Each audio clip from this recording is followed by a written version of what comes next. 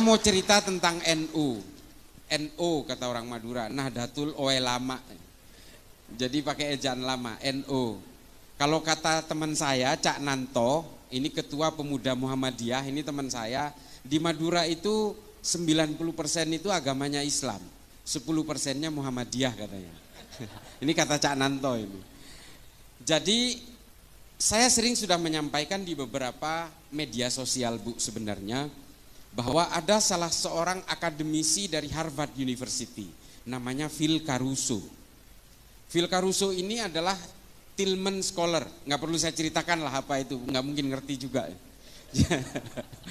Jadi Phil Caruso ini mengatakan bahwa satu-satunya tonggak yang hari ini, jadi gini ceritanya, ini banyak yang mempertanyakan, kok saya tidak menemukan tulisan itu?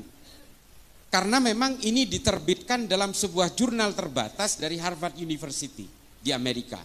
Nah, saya membacanya itu di Amerika. Jadi mungkin tidak dirilis ke sini karena memang di situ pada akhirnya ketika muncul wacana Islam Nusantara, Phil Caruso ini diserang. Karena menurut Phil Caruso salah satu kekuatan dari Nahdlatul Ulama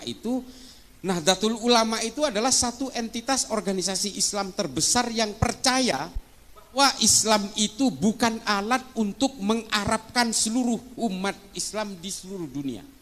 Ini NU yang percaya itu, makanya kemudian NU itu hidup dengan metamorfosisnya dan diaspora Islam dimanapun di seluruh dunia, dan hidup dengan kebudayaan dan kearifan lokalnya. Jadi kalau Islam di Uzbekistan, Bu, itu budayanya ya budaya Uzbek.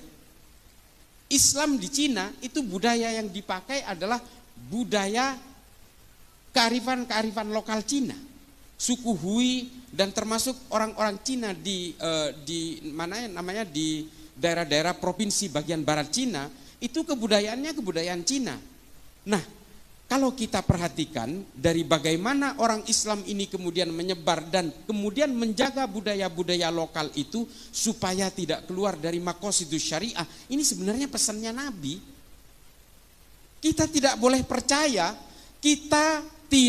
percaya bahwa Islam ini adalah instrumennya Allah untuk mengarabkan manusia. Kita tidak boleh percaya itu.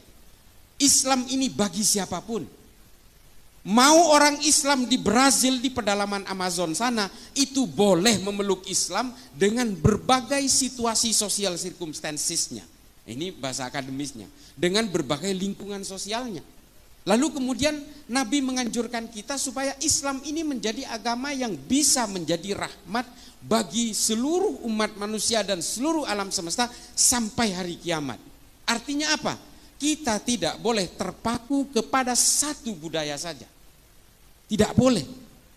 Yang kita maksud dengan Islam Nusantara itu adalah Islam dalam konteks budaya, bukan dalam konteks hukum-hukum fikih yang mengikat. Lalu kemudian ditanya, oke, kalau orang NU mau naik haji berarti jangan ke Mekah dan Madinah. Itu adalah hukum-hukum agama yang mengikat. Kita tetap ke sana, orang Syiah aja naik hajinya ke Mekah juga kok. Masa orang NU naik hajinya ke tempat lain? Enggak. Konsep yang dinamakan dengan Islam Nusantara ini yang nerangkan, yang orang Islam di Indonesia kok nggak ngerti-ngerti sih. Justru yang menerangkan ini orang Amerika, namanya Phil Caruso. Menurut Phil Caruso, salah satu kekuatan NU itu adalah bahwa dia bisa melebur ke dalam budaya apapun tanpa harus menjelek-jelekkan perbedaan di antara seluruh umat manusia di Indonesia. Ini kelebihannya NU.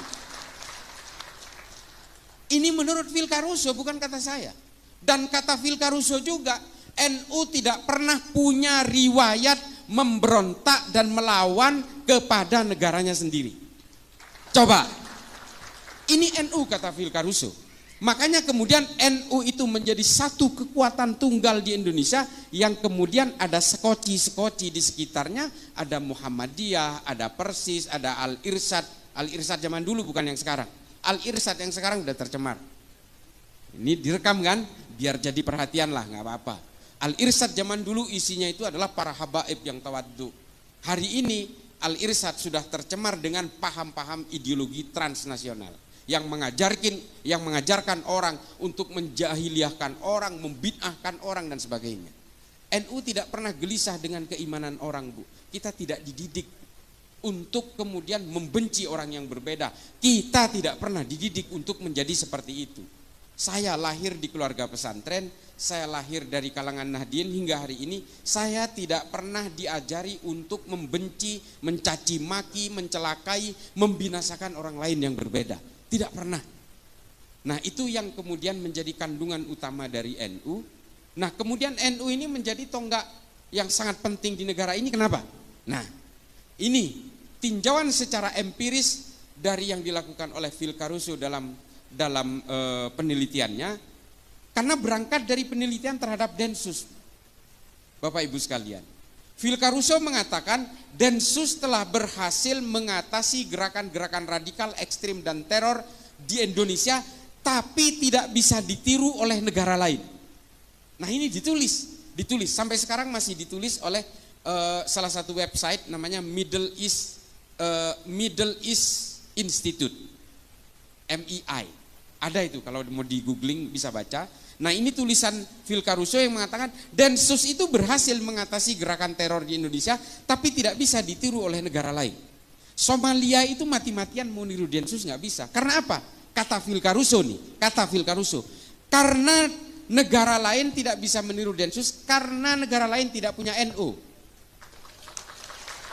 Baca, kalau saya disangkain ngecap, baca tulisan, googling aja Phil Caruso, PHILCARUSO, baca di situ, muncul paling awal di situ. Nah, ini bisa dibaca, artinya apa? Karena tidak punya NU. Apa coba? Mengapa NU itu kok seolah-olah betul-betul dianggap paling penting di negara ini? Sok penting gitu, enggak juga. Banser itu, saya kenapa nangis tadi waktu apel Banser, Bu? Saya itu betapa bangganya. Wallahi tallahi billahi, saya betul-betul begitu bangganya saya melihat tadi apel Banser. Saya membayangkan kalau Mbah Hashim hidup hari ini. Coba bayangkan betapa bangganya dengan barisan serbaguna ini, dan betapa bangganya dengan kalangan muslimat dan juga berbagai banom-banom NU yang sudah mekar.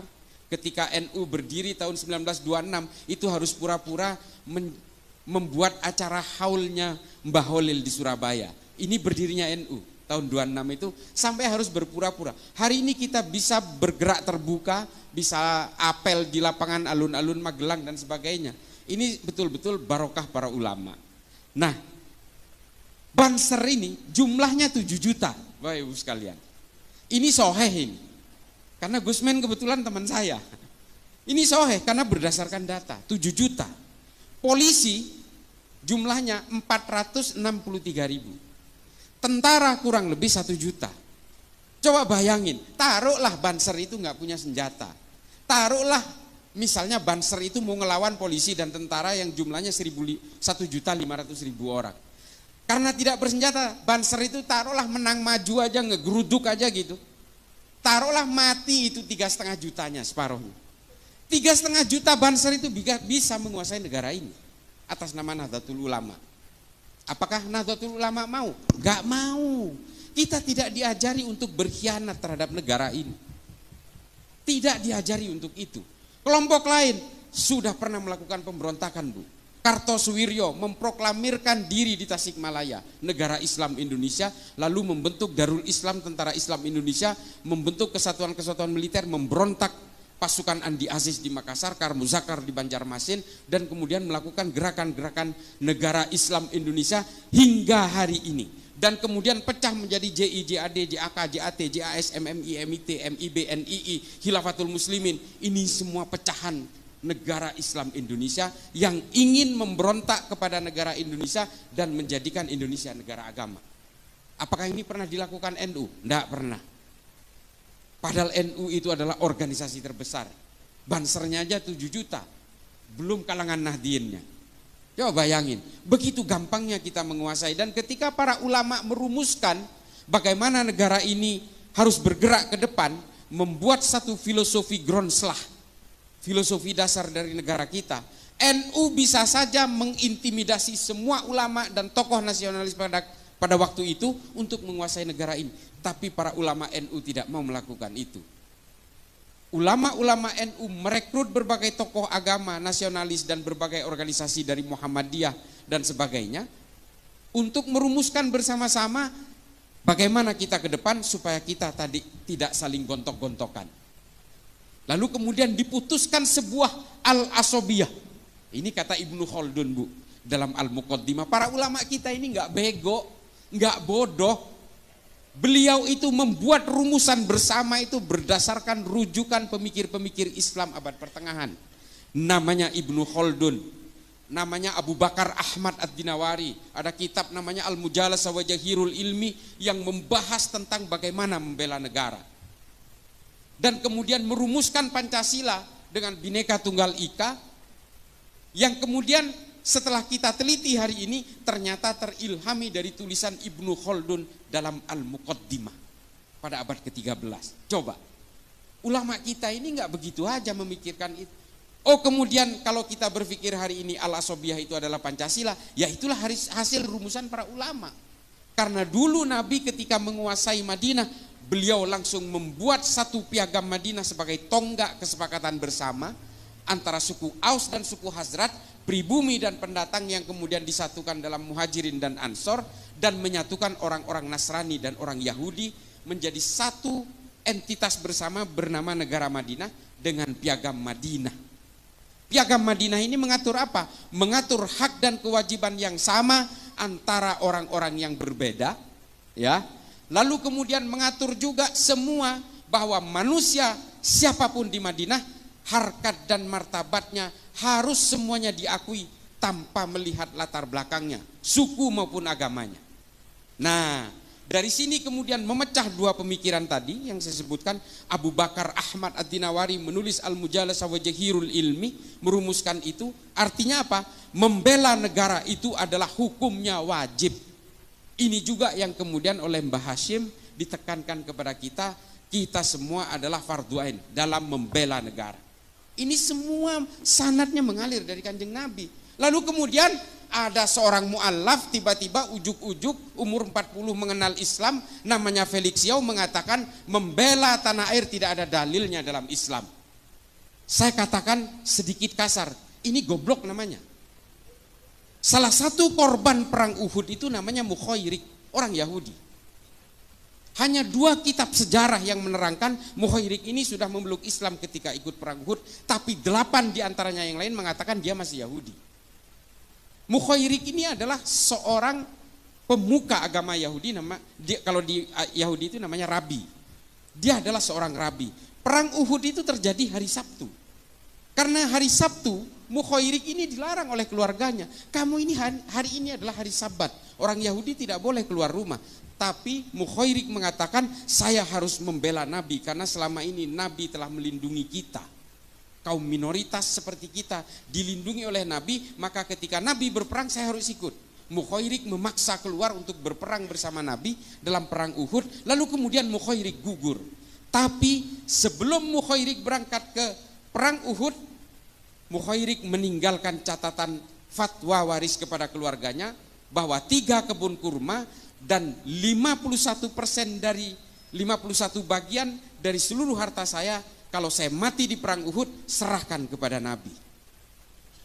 Nah, 2 kebun kurma dan 1 kebun anggur, kalau dalam Tarikh At-Tabari disebutkan. Ini kemudian ketika gugur Mukhairik dalam perang Uhud, semua harta yang difatwa wariskan ini diserahkan kepada Nabi. Lalu Nabi membuat lembaga wakaf pertama di dunia, Baitul Mal pertama di dunia, untuk menyantuni janda-janda perang dan anak-anak yatim karena korban perang.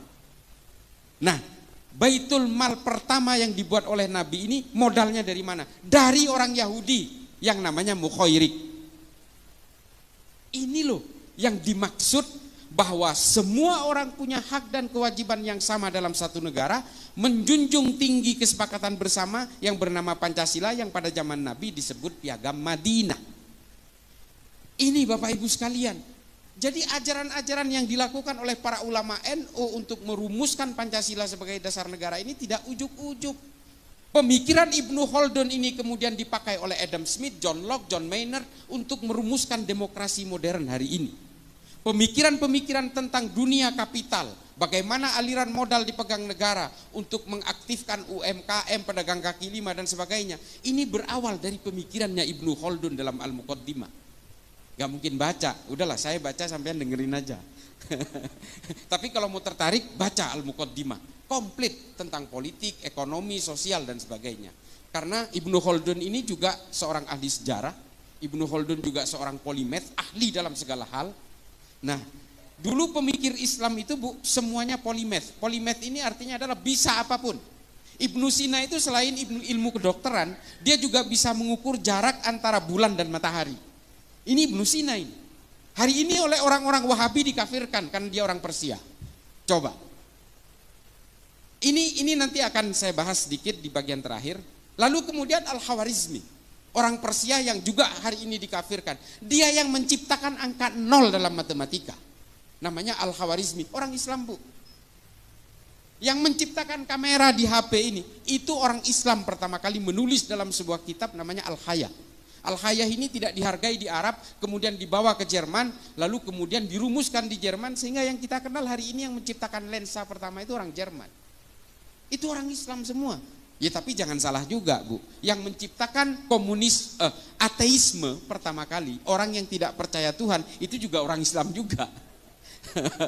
Jadi keilmuan dalam Islam itu kemudian berkembang dalam berbagai hal, dalam sains, dalam sejarah, ekonomi, filsafat dan sebagainya. Kita ada Tabrizi, Rumi, Imam Ghazali, Ibnu Rushd, kita mengenal tahafud al-falasifah, tahafud at-tahafud, fihi ma fihi. Ini adalah karya-karya monumental para pemikir Islam pada zamannya. Tapi ada juga orang-orang Islam yang mengeluarkan pemikiran-pemikiran ateis. Abul A'la Al-Ma'arri, Abu Bakar Razi, Al-Mukaffa. Ini semua adalah pemikir-pemikir awal yang kemudian pemikirannya dibawa ke Eropa, dirumuskan oleh Darwin, oleh Feuerbach, oleh Ernest Bloch, oleh Karl Marx dan sebagainya.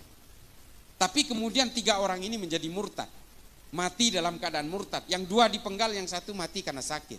Abul A'la Al-Ma'arri ini mati dalam umur 91 tahun karena pemikiran-pemikirannya akhirnya dia terasing. Dan yang kedua dipenggal lehernya karena dianggap murtad, karena mengeluarkan pernyataan dalam bukunya Az-Zulumiyah namanya, itu tidak percaya Tuhan dan tidak percaya Nabi. Nah ini nggak usah kita ikutin, saya hanya cerita aja bahwa bagaimana keilmuan dalam Islam itu berkembang pada abad pertengahan itu, yang kemudian mengilhami berbagai pemikir-pemikir Islam hari ini. Persoalannya kemudian adalah keberagaman kita di Indonesia ini menjadi persoalan ketika muncul aliran-aliran baru, kelompok-kelompok baru demi kepentingan-kepentingan politik. Nah ini bu, soal politik inilah yang memporak-porandakan semua agama. Semua agama hancur lebur dan terpecah belah menjadi sekte-sekte dan aliran-aliran karena kepentingan-kepentingan politik. Islam terpecah belah karena politik. Orang Islam membunuh Sayyidina Utsman, orang Islam membunuh Sayyidina Ali, membunuh Sayyidina Hasan, Sayyidina Husain, terlibat dalam perang sesama orang Islam, perang Jamal, perang Siffin, perang Hurrah, perang Nahrawan, perang Zab. Ini perang sesama orang Islam karena apa? Karena persoalan-persoalan politik. Di dalam Kristen juga karena persoalan politik memecah belah Kristen, pecahnya Katolik dan Protestan juga karena persoalan politik. Perang 30 tahun membunuh 8 juta orang Kristen di Eropa. Perang di Arab Saudi ketika terjadi pepecahan keluarga Ibnu Saud dan keluarga Ibnu Rashidin juga karena persoalan politik, membunuh 13.000 Muslim di Saudi Arabia.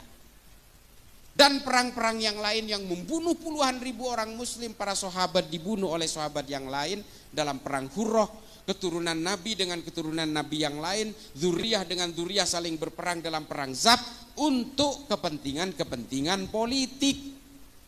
Kepentingan-kepentingan politik inilah kemudian yang memecah belah kita hari ini.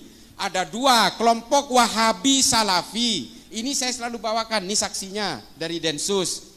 Kami ini senantiasa bertemu dengan tangkapan-tangkapan teroris bu. Sama pemahamannya, ziarah kubur haram, musik haram, ini haram, wayang haram, haul haram, tahlilan haram, semua diharamkan. Kalau hari ini masih ada orang-orang Wahabi Salafi yang masih sejuk-sejuk, itu awal-awal aja. Produk akhirnya nanti jadi teroris juga. Karena semua diharamkan, semua musuh, semua kafir, semua takfir, dan semuanya orang-orang jahiliyah. Aswaja itu diplesetkan menjadi warisan jahiliyah. Aliran sesat warisan jahiliyah. Ini di mata mereka. Padahal di kita aswaja itu adalah ahlus sunnah wal jamaah. Nah ini ada teman saya dari Gus Ulil dari Wonosobo, Gus Ulil Albab. Ini dari Batsul Masailnya Nahdlatul Ulama. Ini teman saya baru lihat, sorry. Ustadz, jadi ini semua kemudian yang memporak-porandakan kita. Belum kita bicara tentang Hizbut Tahrir, Bu, dengan agenda khilafah dan sebagainya. Belum kita berbicara tentang Ikhwanul Muslimin. Ikhwanul Muslimin ini yang justru paling bahaya. Saya katakan bahaya kenapa? Pak, saya ini sudah berkali-kali ke Mesir. Saya sudah berkali-kali ke Afrika. Saya sudah berkali-kali ke Asia Selatan. Saya sudah membuat riset, studi banding dan sebagainya. Yang paling berbahaya ini kenapa saya katakan Ikhwanul Muslimin? Karena ubudiyah dan amaliannya hampir mirip dengan kita. Mirip dengan orang-orang Nahdien. Mereka juga maulidan, mereka juga ziarah kubur, mereka juga datang ke haul, mereka datang ke tahlilan. Sama Pak, sama-sama Asy'ariyah, sama. Konsep tauhidnya sama, konsep akidahnya mirip. Apa yang kemudian membuat berbeda antara orang Ikhwanul Muslimin dan Nahdien? Cita-cita politiknya berbeda. Itulah mengapa, ini mohon maaf, silahkan berbeda pandangan, nanti silahkan konfirmasi ke saya. Mengapa saya selalu melawan fatwa-fatwa dari Ustadz Abdus Somad? Mengapa saya melawan itu? Karena satu, dia tetap mengglorifikasi khilafah. Yang dikutip adalah dari perkataan Imamul Hakim dalam Al-Mustadrak ala Sahihain. Saya udah baca juga kitabnya. Sama Pak. Kita udah pelajari juga. Dan ini dihantarkan kepada orang-orang awam seolah-olah kita wajib bercita-cita menegakkan khilafah. Ini yang dijadikan kutipan adalah kitabnya Al-Mustadrak ala Sahihain. Saya udah baca juga. Mengapa saya katakan ini salah? Rujukan ini, Imamul Hakim menulis Al-Mustadrak ala Sahihain ini ketika dia sudah pikun. Makanya Az-Zahabi mengatakan ini tidak boleh dijadikan rujukan. Karena apa? Imamul Hakim terpengaruh oleh kekuatan-kekuatan politik pada zamannya. Gak boleh dijadikan rujukan. Lalu kemudian yang kedua yang saya lawan dari fatwanya UAS adalah dia menghalalkan dan menganggap jihad istishhadiyah kepada orang yang melakukan bom bunuh diri di Palestina. Bom bunuh diri ini tidak ada jihad-jihadnya Pak. Bunuh diri ya bunuh diri aja. Yang kedua, perang Palestina dan Israel bukan perang agama. Ini perang politik. Kalau ini perang agama, orang Islam di Arab sudah ikut berperang bersama-sama Pak. Enggak ada satupun. Bahkan Arab Saudi, Mesir, dan Turki bersahabat dengan Israel. Mengapa bisa begini? Karena ini perang politik. Dan perang di Israel itu terjadi ribuan tahun sejak zaman Islam belum ada. Sejak zaman Islam belum membentuk menjadi satu agama di Mekah. Masih dalam berbentuk harokah-harokah Islam itu, perang di Yerusalem itu sudah terjadi. Perang antara Titus Vespasian, Charlemagne, pasukan Templar, pasukan-pasukan dari Kekaisaran Bizantium, itu sudah berperang di Yerusalem. Ini tulisannya lengkap soal ini. Ada seorang Yahudi dan juga seorang Islam yang menulis tentang kehidupan perang di Baitul Maqdis ini. Namanya Simon Sibek Montefiore. Silakan baca. Artinya perang antara Palestina dan Israel ini bukan hanya terjadi hari ini, sudah terjadi berabad-abad yang lalu. Jauh sebelum Islam itu membentuk menjadi sebuah agama di Mekah. Ini loh, makanya saya selalu tantang semuanya ini, orang-orang yang masih mengglorifikasi Ikhwanul Muslimin ini, udahlah nggak usah pura-pura lah. Kalau memang pengen khilafah, marilah kita berdiri tegas saja. Kalian anti Pancasila, ya sudah, keluar dari negara ini.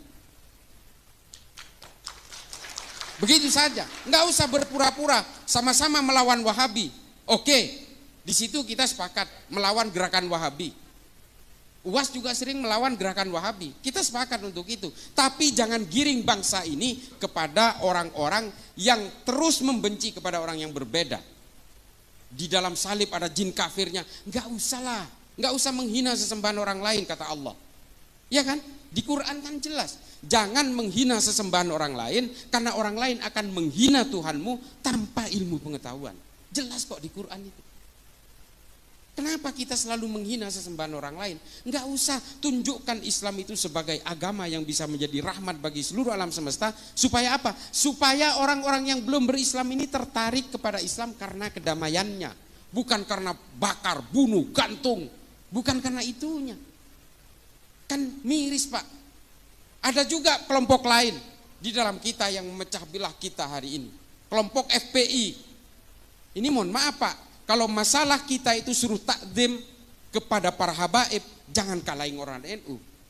Yang mengajari untuk supaya kita takdim dan hormat pada dzurriyyah Nabi, itu justru ulama-ulama NU.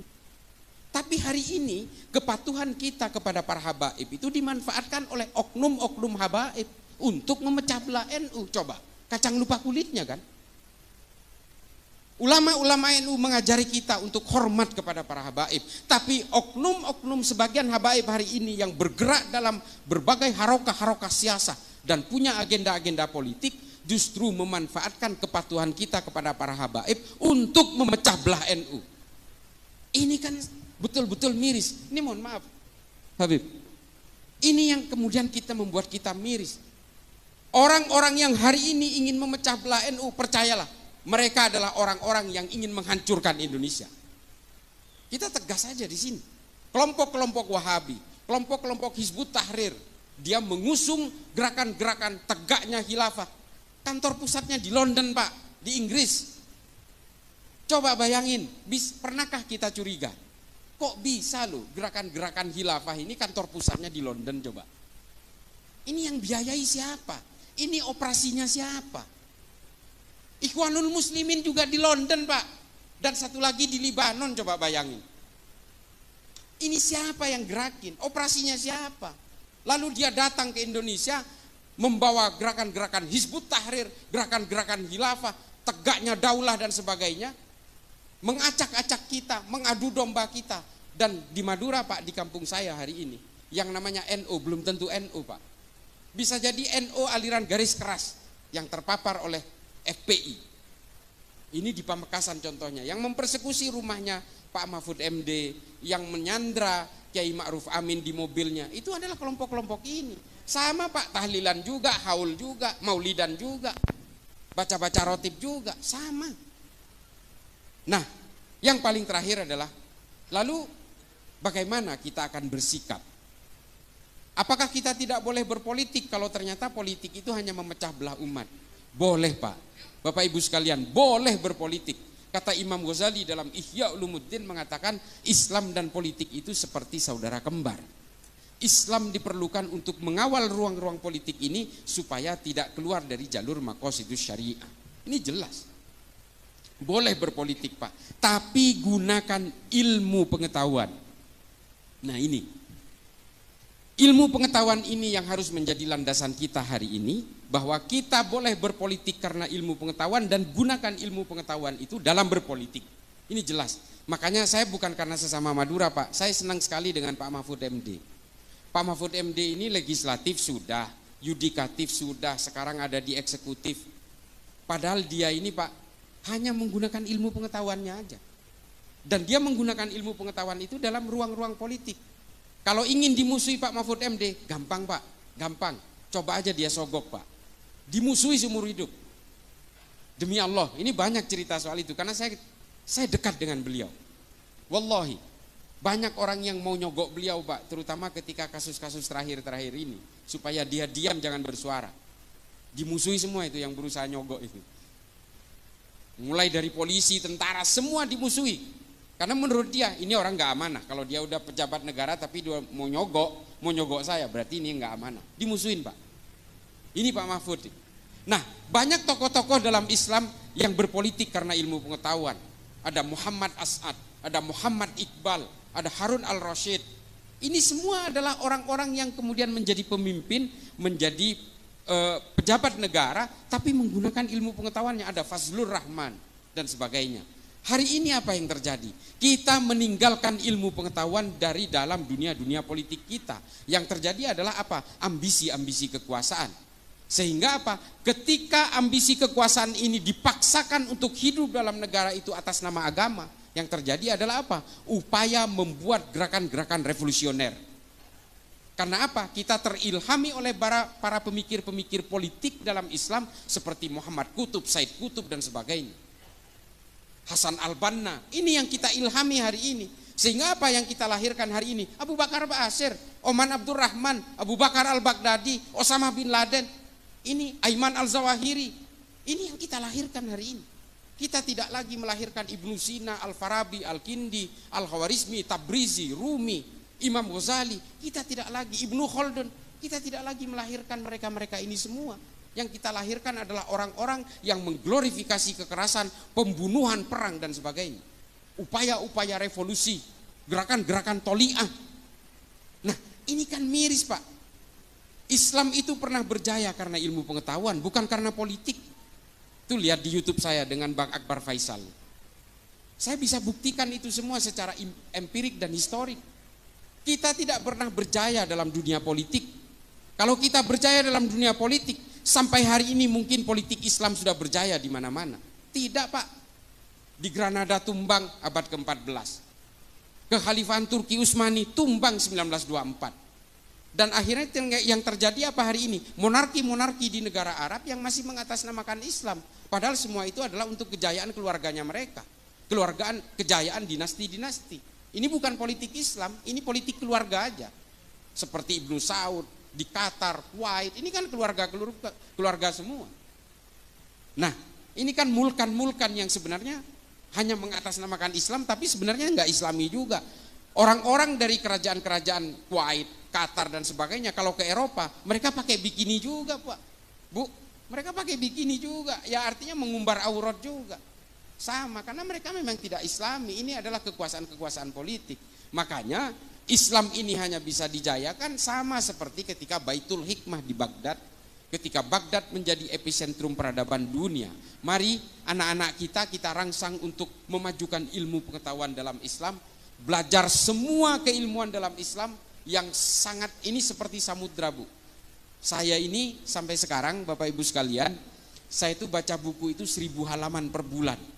Ini ada ajudan saya ini. Saya itu di mobil, di rumah, di kantor kadang-kadang, di pesawat, saya selalu baca buku. Karena saya meyakini dengan membaca buku, saya bisa menularkan kepada generasi-generasi berikutnya. Islam ini kalau menjauh dari ilmu pengetahuan dan hanya mendekat kepada kekuasaan-kekuasaan politik, pada akhirnya Islam ini tidak akan menarik. Yang membuat orang menarik itu adalah ilmu pengetahuan. Orang cinta kepada Islam karena Ibnu Sina banyak. Pemikiran Ibnu Sina dalam ilmu anatomi tubuh dipakai sampai sekarang. Angka 0 dalam matematika yang dikeluarkan Al-Khawarizmi dipakai sampai sekarang. Coba, ilmu-ilmu aljabar dan sebagainya. Pemikiran-pemikiran Ibnu Sina tentang astronomi, tentang astrologi dan sebagainya, ini dipakai sampai sekarang. Ilmu tentang biologi, tumbuh-tumbuhan, ini ditulis dalam kitab An-Nabat oleh Abu Bakar Ahmad Ad-Dinawari. Sampai sekarang dipakai tentang ordo klasifikasi tumbuh-tumbuhan. Ini dari Islam semua, Bu. Bapak Ibu sekalian. Makanya kembalikan kejayaan Islam ini lewat ilmu pengetahuan. Kalau dengan politik kita hanya bermimpi tentang perang, bagaimana melakukan proses negosiasi politik di tingkat elit, bagaimana berbagi konsesi kekuasaan dan sebagainya. Enggak jauh-jauh dari situ. Dan ketika satu negara itu dikuasai oleh kelompok Islam, percayalah nanti akan berperang dengan sesama kelompok Islam. Di Afghanistan sudah terjadi, Bu. Taliban menguasai atas nama Islam, tapi kemudian muncul musuh dari aliansi utara, muncul musuh dari ISIS Khorasan. Karena selalu begitu, Bu. Kekuasaan yang mengatasnamakan agama pada akhirnya terjebak dalam firqoh-firqoh yang berbeda-beda. Kelompok-kelompok yang berbeda. Karena apa? Dari tafsir-tafsirnya di Islam itu sudah berbeda-beda. Dari mazhab sudah berbeda-beda, dari manhaj sudah berbeda-beda. Makanya ketika kelompok Islam itu menguasai satu panggung politik, biasanya perpecahan terjadi. Yang satu ingin begini, yang satu ingin begitu. Pada akhirnya apa? Yang satu semua ingin diakomodasi, perang satu sama lain sesama Islam. Ini sudah terjadi. Sunni dan Syiah itu pecah karena persoalan politik. 1400 tahun belum selesai permusuhannya sampai hari ini. Nah, jadi Bapak Ibu sekalian, kalau ingin memajukan Islam, rangsang anak-anak kita, cucu-cucu kita untuk belajar tentang ilmu pengetahuan, tentang basis-basis era digital segala macam. Algoritma digital, algoritma berbagai pemikiran yang bersifat lebih ke depan, visioner ke depan. Ini berikan kepada anak-anak kita. Demikian, mudah-mudahan nanti bisa ada tanya jawab. Ini mudah-mudahan bisa menjadi manfaat bagi saya pribadi yang fakir ilmu ini, dan juga bisa bermanfaat bagi Bapak Ibu sekalian. Akhiran, ihdinas siratal mustaqim, wallahul muwafiq ila aqwamit thoriq. Wassalamualaikum warahmatullahi taala wabarakatuh. Waalaikumsalam warahmatullahi wabarakatuh. Masya Allah, daging banget gitu ya ngajinya ya Gus. Masya Allah, luar biasa sekali. Dan mungkin ada kesempatan kita untuk sesi tanya jawab dulu. Mungkin satu atau dua Gus berkenan untuk bisa menjawab pertanyaan dari para jamaah pada yang berkesempatan kali ini telah hadir. Siapa yang mau tanya kepada Gus Islah? Ada mungkin mbak-mbaknya ya? Oke, bisa. Mas Panitia mungkin kita bisa dibantu dengan mic dari FOH, mungkin bisa bantu satu mic ya. Oke, yang putri ditahan dulu ya. Yang putra sekarang, ada nggak nih yang putra mau tanya? Ya, mana? Oh Bapak ya, oke Bapak ada pertanyaan, baik. Ada dua pertanyaan yang berkesempatan kali ini akan disampaikan. Baik, terima kasih. Iya, baik. Mungkin bisa merapat ya. Oke. Iya, yang ibunya dulu.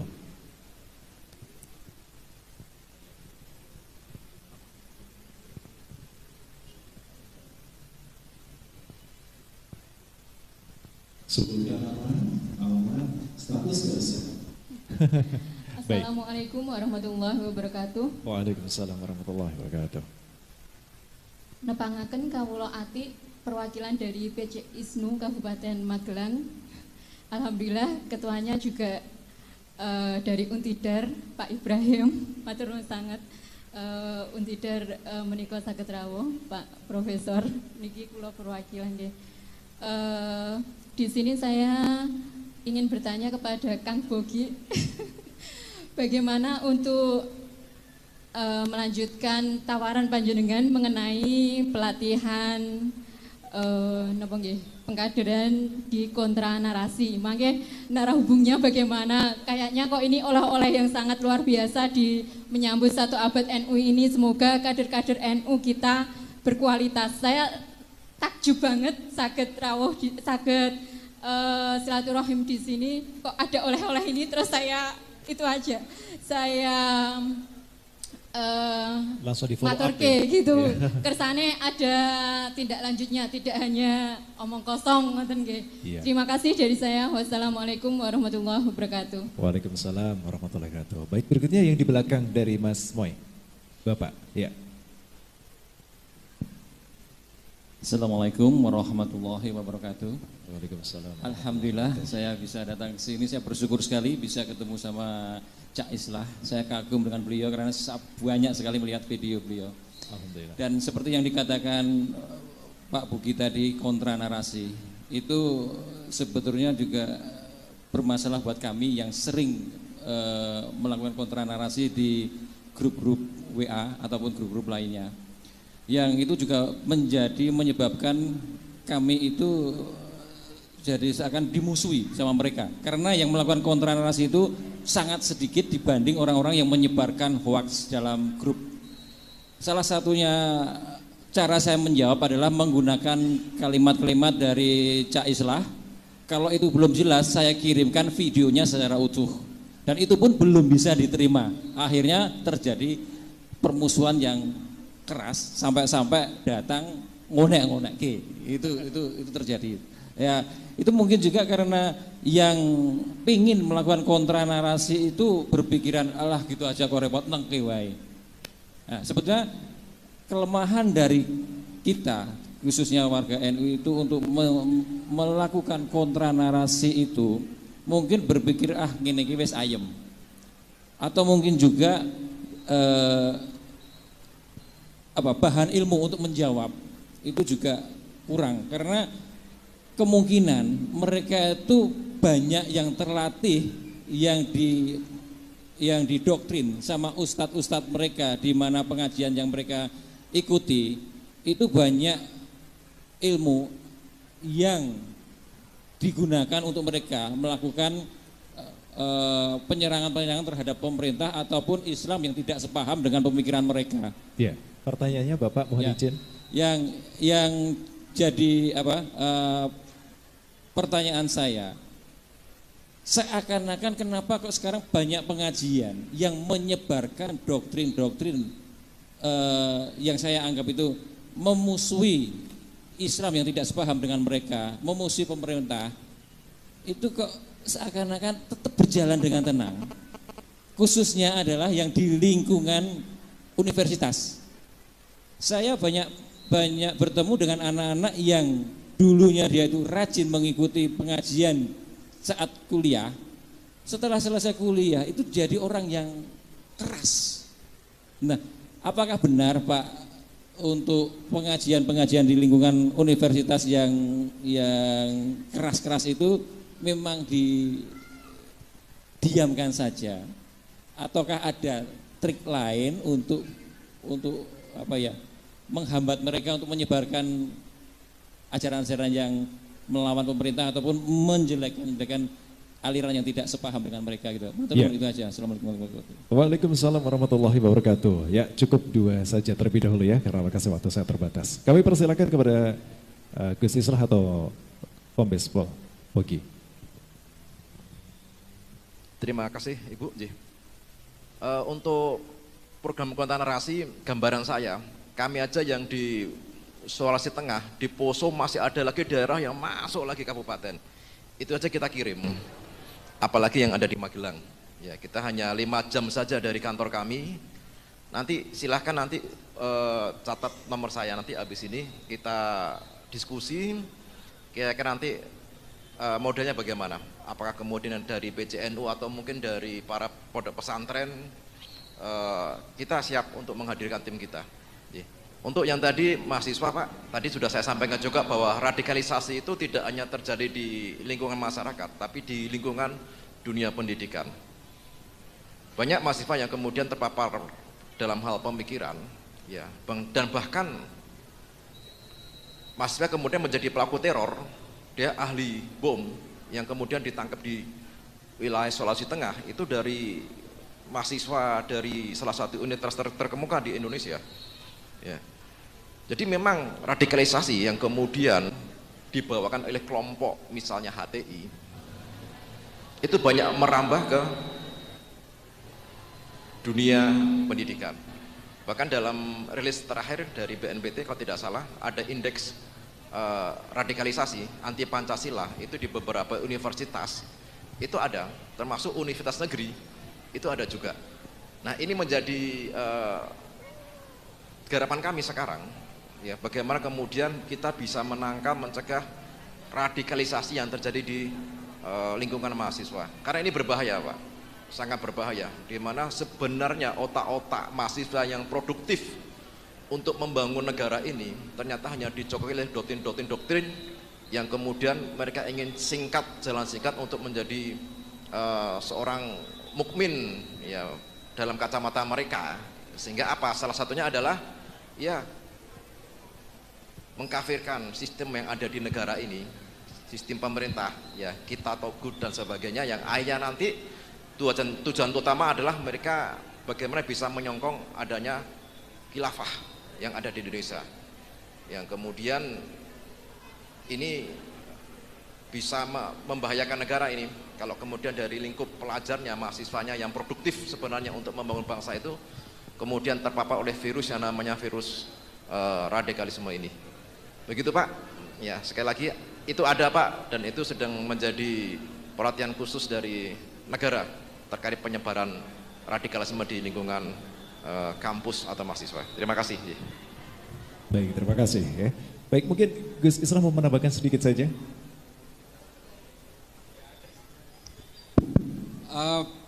Terima kasih Pak. Saya kalau pelatihan itu sebenarnya ini harus dilayani nih. Ini ada kontra narasi. Nah, biasanya kalau ada training tentang algoritma digital ya, Mas Bogi istilahnya. Itu biasanya juga dikasih bantuan device biasanya ya, gadget satu, handphone apa gitu untuk mengglorifikasi berbagai ideologi kebangsaan.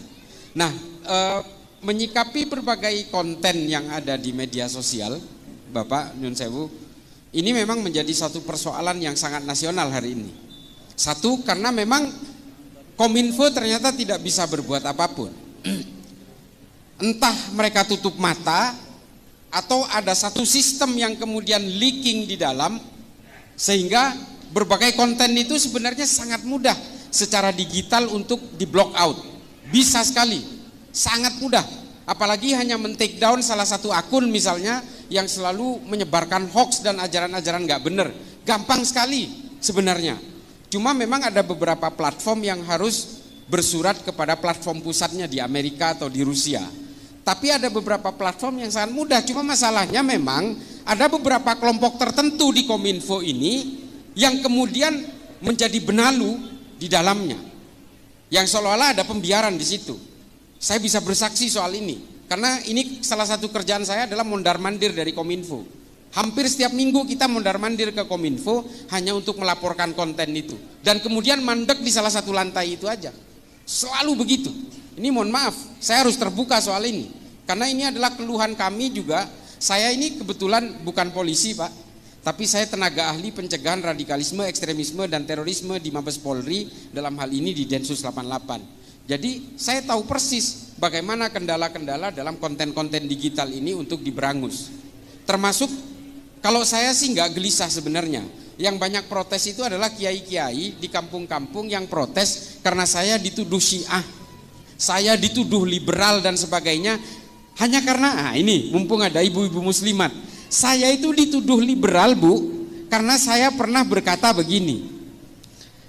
Saya secara pribadi saya bilang saya anti poligami. Karena kalau saya berpoligami, anak saya dan istri saya pasti berantakan. Maka bagi saya yang namanya poligami yang pernah dilakukan Kanjeng Nabi itu buat saya mudorot, saya bilang. Buat saya pribadi maksudnya. Kalau ada orang lain mengatakan itu menjadi maslahat ya silakan aja. Tapi buat saya mudorot. Dan bagi saya secara pribadi, satu-satunya mungkin yang pekerjaan Nabi yang tidak pernah akan saya tiru adalah menikah berpoligami itu. Nah, gara-gara ngomong begini, padahal saya ngomongnya itu pribadi. Maksud saya pribadi tidak akan mungkin berpoligami dan saya anti poligami. Saya kesian anak saya kesian istri saya cinta kepada istri saya. Oke, dalam soal harta saya bisa berbagi adil dengan istri saya. Tapi kalau soal perasaan kan nggak bisa dibuat adil seadil-adilnya. Nah makanya kemudian saya diserang liberal karena mengatakan itu. Ya ini kan saya pribadi. Ya gitu ya. Nah ini saya supaya, nah tudingan-tudingan Syiah, tudingan-tudingan saya anti poligami disimpulkan kemudian menjadi liberal, ini anteknya Yahudi, ini anteknya orang Kristen untuk merusak Islam. Nah ini ada di media sosial. Saya sendiri sudah mengajukan bahwa ini fitnah. Saya melaporkan ke polisi, percuma juga. Orang kalau membenci Bu, tidak bisa dihentikan dengan pemenjaraan. Benci ya benci aja gitu. Yang bisa membuat mereka itu tidak benci adalah kesadaran di dalam sanubari dan di dalam nuraninya mereka. Makanya saya tidak mau laporin mereka ke polisi, tapi atas usulan dari para kiai di daerah-daerah, terutama dari kiai-kiai NU, Gus ini bahaya buat sampean, nanti sampean karena ini disampaikan berkali-kali bahwa sampean ini Syiah, sampean liberal, nanti pada akhirnya banyak orang yang percaya. Nah ini saya mengajukan take down terhadap konten-konten ini saja. Ini tidak pernah dilaksanakan oleh Kominfo. Untungnya yang men-take down itu Allah. Yang paling getol menyerang saya Syiah dan liberal itu ada kiai, katanya kiai, menurut saya bukan. Itu di Jember, nama akunnya Benteng Akidah. Ternyata dia meniduri 14 santrinya dan satu ustadahnya, namanya Fahim, sekarang udah di penjara. Ternyata Allah yang men-take down dia, bukan, nggak perlu Kominfo. Karena yang menyuarakan bahwa saya ini dibiayai oligarki, saya ini Syiah, saya ini liberal, ini orang ini pertama kali. Hanya untuk menghujat saya, dia membuat 6 konten di YouTube-nya, coba bayangin. Hanya untuk menghujat saya. Ya alhamdulillah, Allah mungkin yang tidak terima, akhirnya ditunjukkan oleh Allah kepada kita semua kejahatan dia. Dan ternyata memang dia punya masalah dengan persoalan-persoalan nafsu seksualnya ini. Akhirnya ya diringkus sama polisi ya. Ya kita sih tidak mau ingin membuka aib saudara-saudara kita, tapi pada akhirnya kita itu jangan pernah tertipu oleh jubah-jubah agama. Jangan pernah tertipu oleh mereka yang membajak kesalehan-kesalehan. Karena kita semua ini sejatinya adalah pendosa. Kita semua ini adalah pendosa. Yang tidak punya dosa itu hanyalah nabi. Jangan kemudian kita merasa paling suci dan kemudian kita merasa berhak untuk menghakimi orang lain bahwa orang lain pasti masuk neraka, kita pasti masuk surga. Janganlah. Jangan pernah menyerobot hak-hak Allah dalam menentukan penghakiman dan juga menentukan siapa kafir, siapa bukan kafir. Jangan serobot. Udahlah, kita ini hidup biasa aja, kita beribadah kepada Allah, kita menjunjung tinggi kemanusiaan dan kedamaian. Mari majukan Islam dengan ilmu pengetahuan. Sederhana, itu aja. Terima kasih, terima kasih. Mohon maaf, perkenalkan saya Islah Bahrawi. Saya bukan kiai, bukan ustadz, bukan gus, karena yang kiai itu kakek saya. Bapak saya orang biasa, bapak saya orang melarat, pedagang, bukan pedagang sih, pemulung tepatnya di Jakarta itu. Pemain, kalau di sini pemain ketoprak Bu, bapak saya itu, tapi di Madura. Di Madura itu namanya panjak, sejenis ketoprak kalau di sini apa campur sari gitu. Nah itu bapak saya. Tapi bapak saya ini muridnya Yai Usman Jatipurwo. Jadi bapak saya meskipun pemain campur sari itu, bapak saya itu ahli torikoh dari Naqsabandiyah. Nah jadi kakek saya yang kiai kebetulan santri terakhir dari Syekhona Khalil bin Abdul Latif dari Bangkalan. Satu angkatan dengan Kiai As'ad Syamsul Arifin dari Sukorejo. Itu kakek saya. Itu aja, saya lahir di Madura. Saya sudah tua, umurnya 52 tahun. Saya sempat mondok di pondok pesantren Syekhona Khalil di Bangkalan 3 tahun. Kemudian saya kuliah di Jakarta, lalu saya belajar, nah ini, saya belajar Islamnya kebalik. Kalau teman-teman saya belajar Islamnya itu ke Arab Saudi atau ke Timur Tengah atau ke Mesir atau ke Maroko, saya belajar Islamnya ke Amerika, kebalik Bu. Saya belajar sejarah dan filsafat Islam di Zaytuna Institute di California. Jadi campur aduk, tapi insya Allah saya tetap Ahlus Sunnah wal Jamaah dan sejak lahir insya Allah sampai saya mati tetap Nahdiyin sejati.